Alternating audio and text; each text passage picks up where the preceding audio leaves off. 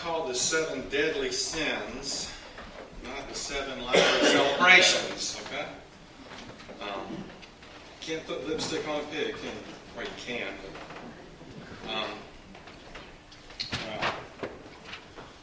ran across an interesting saying the other day, and it was from Mark Twain, and I had never remembered seeing this, and I thought it was kind of pertinent. He wrote this, he said, "Don't go around saying that the world owes you a living. The world owes you nothing. It was here first."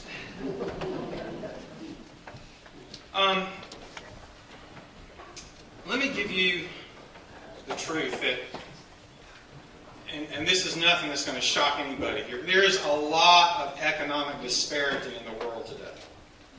A lot. Let me give you some stats. I'm not going to dwell on this, but just a few things to talk about. This was from 2011, so it's a tiny bit stale, but in that year, the U.S. defined the poverty line in America as $22,000 annually for a family of 4. That group that year soared to 46.2 million people. Now, you may debate, and this could happen all day long, about $22,000. We could do that. That's not the point. Something I know that is an absolute agreement, and that all the demographers talk about and are pointing us to, is that the rich in America are getting richer. And they're getting larger in numbers. And the poor in America are getting poorer, and that group is getting larger. And most of us who are in the middle, we're dwindling. We're dwindling.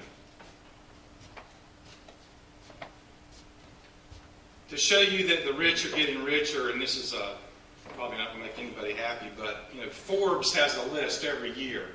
Top 10 wealthiest people in the United States. Last year, in order to make the list, you had to have at least $1.05 billion in personal wealth. Not million, billion. To put it in a broader perspective, 2% of the world's richest adults own more than 50% of the world's wealth. To think about that, just remember that means that 98% have to fight for the rest of less than half the world's wealth.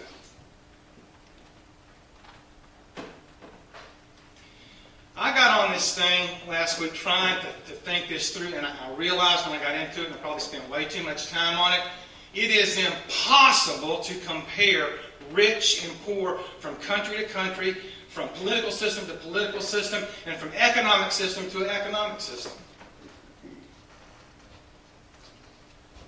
What does that mean? Well, I guess what I mean by that poor in the United States is not the same as poor in, say, Africa or Zimbabwe, where the hourly wage for a worker in Zimbabwe is 53 cents an hour.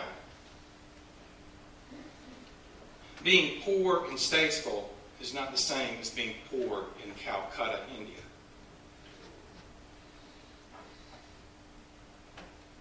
So those are the worldly stats, okay? So what does the Bible have to say about this? How does the Bible define some of this stuff? And I'm going to give you a spoiler alert. Some of this stuff I've shared with you guys before, but I don't think we can hear it enough. And I don't think we quite understand it. In fact, I'm pretty certain we don't quite understand it. The Bible defines rich and riches and wealth and wealthy as someone who has considerable financial and material assets. Considerable, meaning a lot. And that differs from prosper and prosperity and prosperous and abound and abounding and abundance, which do not imply that a person has vast amounts of material and financial assets. Abundance in the Bible means that we have, or you have, all that you need. Not want, need. Which means that when we have abundance, we have been lifted up above the level of our own individual need, and we have something to give to someone else.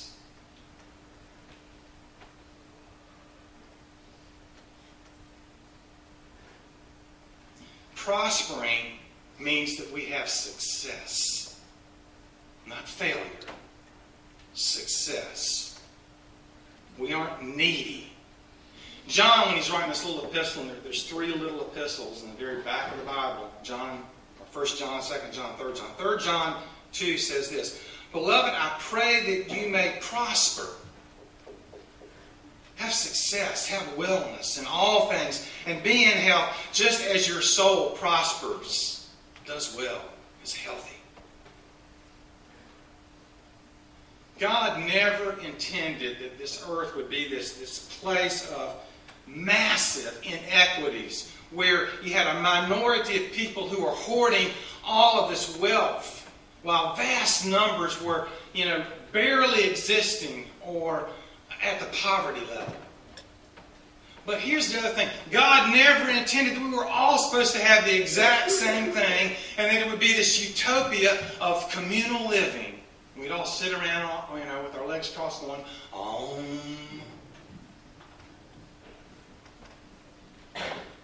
Jesus said something that's pretty hard to take. He said, "The poor you will always have with you."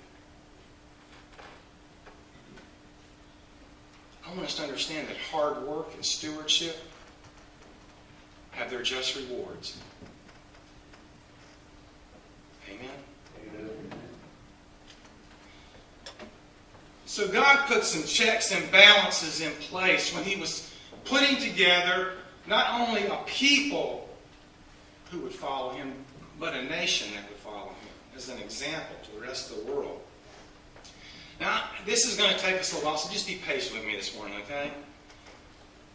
God put in place a thing called Jubilee. Jubilee means release. Now, Jubilee has a history. It was supposed to have been started or inaugurated after Israel got into the Promised Land, after Israel conquered the Promised Land, after they divided the land among the 12 tribes, after the leaders of the 12 tribes divided the land among the people, and after they began to plant and to harvest the first year, then and only then was Jubilee to be enacted. Now, Jubilee, and by the way, that took a 14-year process to get to there. Okay? So after that 14-year process of getting there, and they never fully conquered the land, that's just an aside.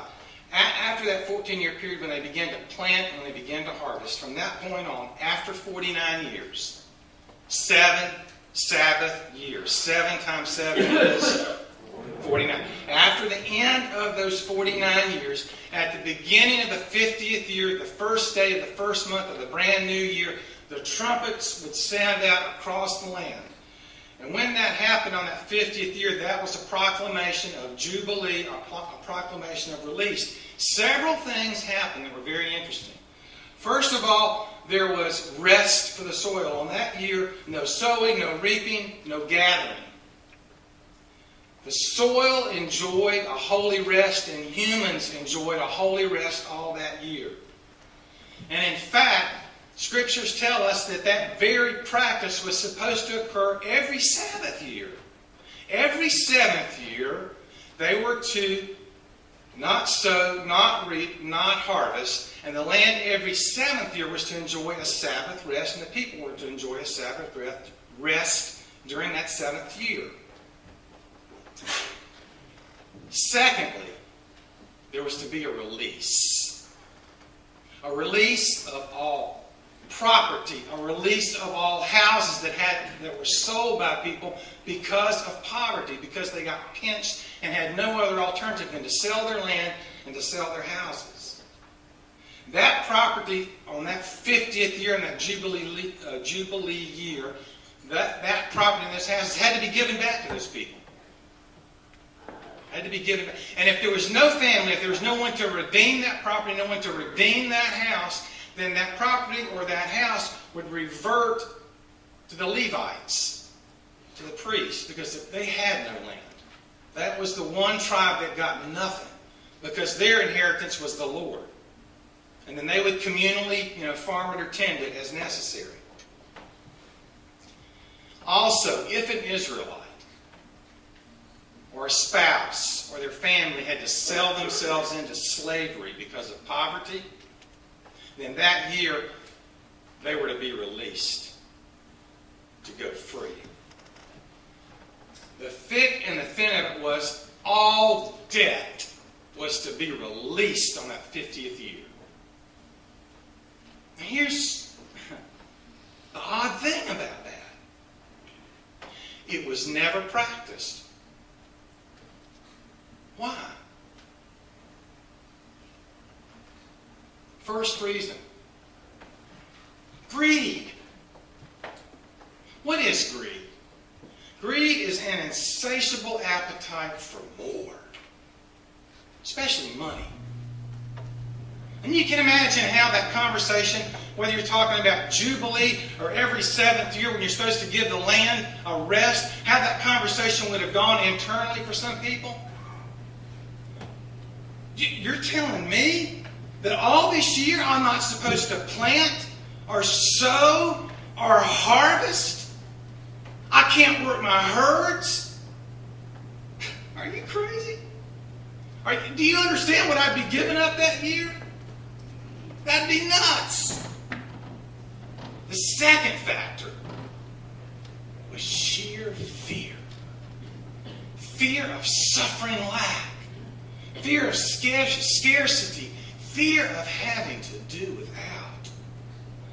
And that's despite the fact that when God initiated the Sabbath year of giving the land a rest every 7th year or Jubilee, God promised through the prophets, He said, if you do this, I'll take those 6 preceding years up to that 7th year and I will bless your land. I will bless your crops. I will bless your livestock so that when that 7th year comes, you won't need to work the land. You'll be taken care of.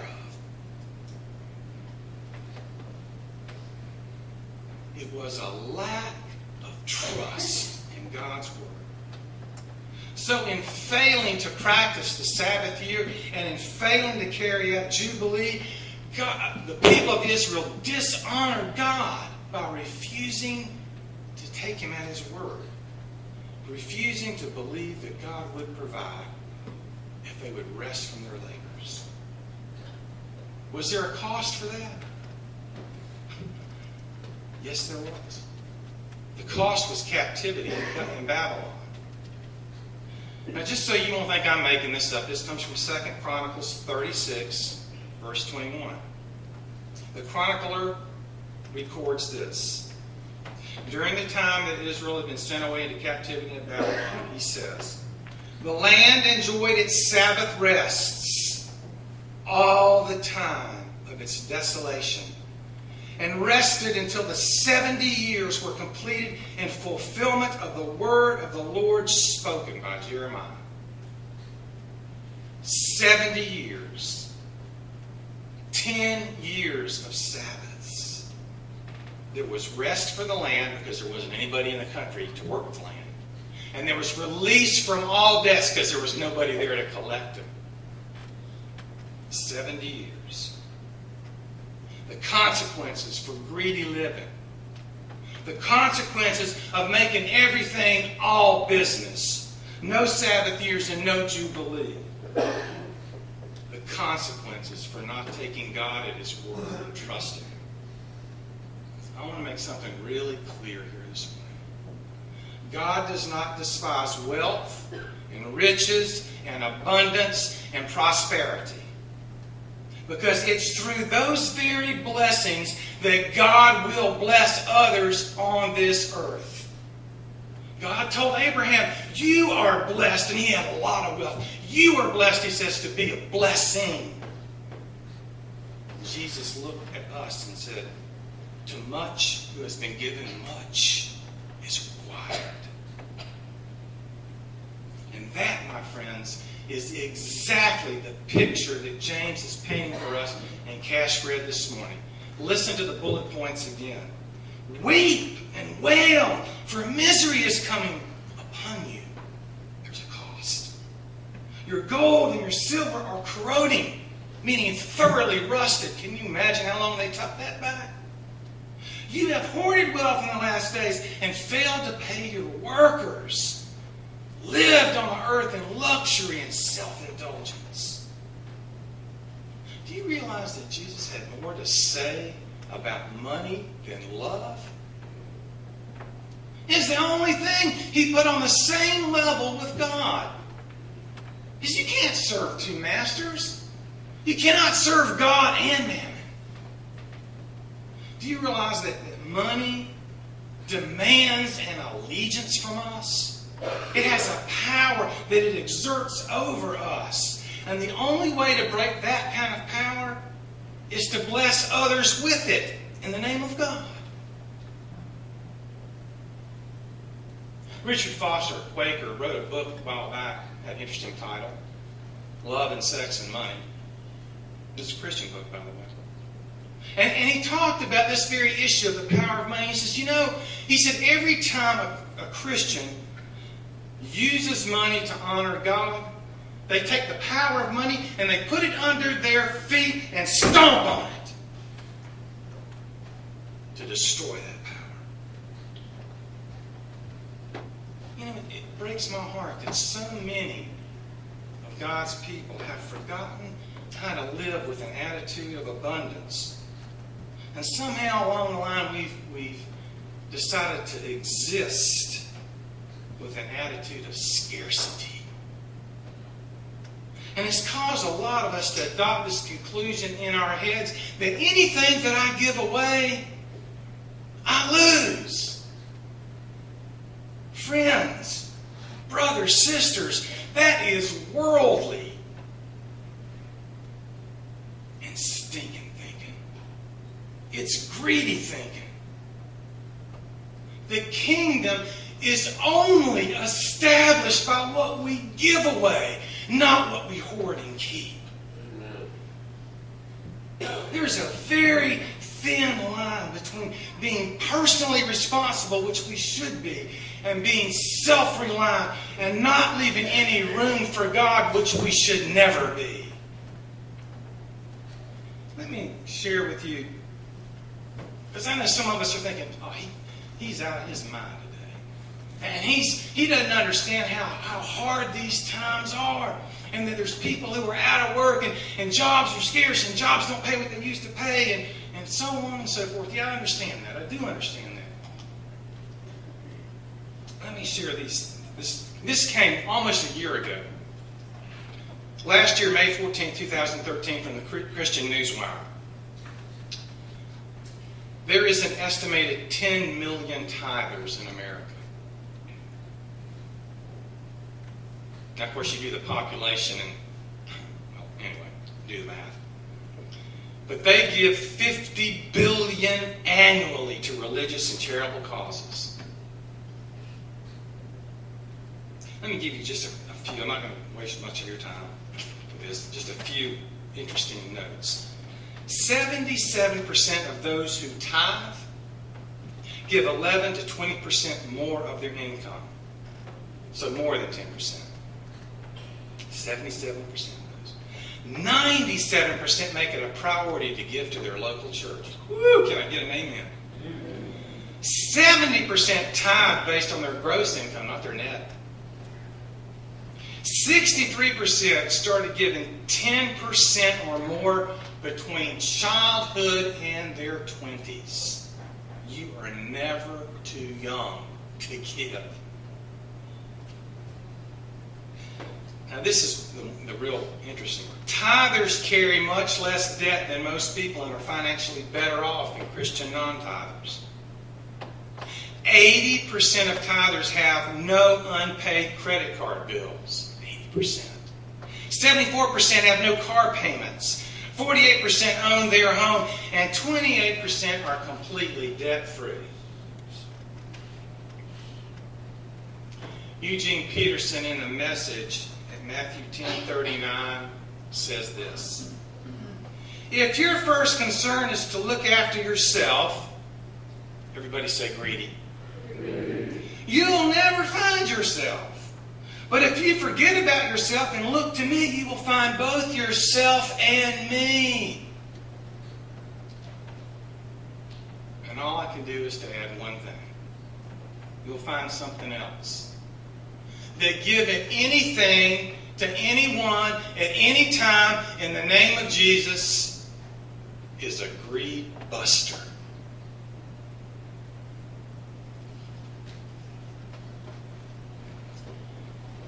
We invite you to turn to your hymnals as we prepare our hearts and our minds.